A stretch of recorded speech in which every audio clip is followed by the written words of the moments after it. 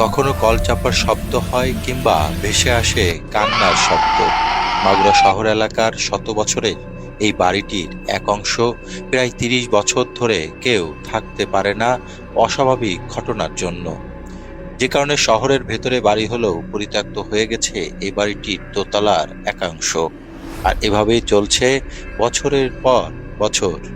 শহরের পুরানো বাজারে দাঁড়িয়ে আছে শতবর্ষী দোতলা এই ভুতুড়ি বাড়িটি।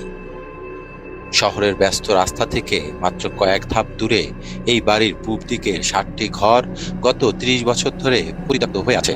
সেই সব ঘরে কেউ থাকতে পারেনি ভয়ের হাতছানি আর অশরীরী উপস্থিতির জন্য। এখনো রাত হলে কলচাপার মৃদু শব্দ ভেসে আসে, কখনো মেয়েলি কান্নার আওয়াজ কিংবা ঘরবাড়ির ছাদে নানান রকম শব্দ। ১৮৯৭ সালে নির্মিত এই বাড়ি একসময় কোলাহল ছিল, মানুষের আনাগোনা, হাসি আড্ডা।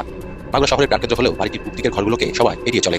দিনের আলোয় বা রাতে শব্দ হলেও কেউ তাকায় না, যেন অস্বাভাবিক ঘটনার সঙ্গে জীবন মিশে গেছে। এখন সেখানে শুধু দীর্ঘশ্বাসের মতো দমকা বাতাস। যারা বাড়িটির অন্য পাশে থাকে তারা জানে, ছোট্ট বাচ্চারা উঠোনে খেলতে গেলে মায়ের চোখ সারাক্ষণ তাদের দিকে রাখতে হয়। অস্বাভাবিক ঘটনায় সবকিছুই যেন তারা অবগত, তবে তারা এটা প্রকাশ করতে চান না।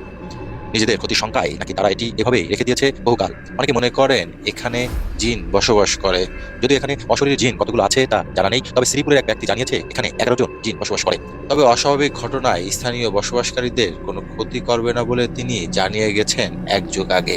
বাড়িটির অপর অংশে থাকা বসবাসকারী থেকে জানা যায়, শত বছর আগে এই জায়গা ছিল জঙ্গল বাঘের আবাস।